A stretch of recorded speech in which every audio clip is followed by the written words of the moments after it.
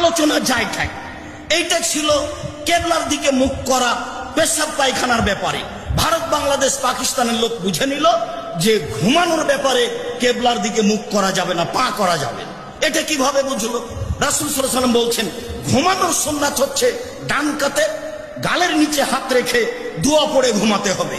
আল্লাহুম্মা আসলামতু নাফসি ইলাইকা ওয়া ওয়াজ্জাহতু ওয়াজহি ইলাইকা ওয়া ফাওয়াজতু আমরি ইলাইকা ওয়া জাআতু জাহরি ইলাইকা রাগবাতার রাহাবাতান ইলাইকা লা মালজা ওয়া লা মানজা মিনকা ইল্লা ইলাইকা আমানতু বিকিতাবিকা আল্লাযী আনজালতা ওয়া নাবিয়িকা আল্লাযী আরসালতা। এই দোয়া পড়ে ডান কাতে ঘুমিয়ে যেতেন। পা কোন দিকে যাচ্ছে, কোন দিকে থাকছে, এই বিবেচনা মুহাম্মদ সাল্লাল্লাহু আলাইহি ওয়াসাল্লাম আমাদের সামনে পেশ করেননি। ভারত বাংলাদেশ পাকিস্তানের লোক বুঝলো, অবাক কথা, কেবলার দিকে পা করে কি শোয়া যায়? আমি নাটোরে এক জায়গাতে প্রোগ্রামে গেছিলাম, আনুমানিক 10 থেকে 12 বছর আগের ঘটনা।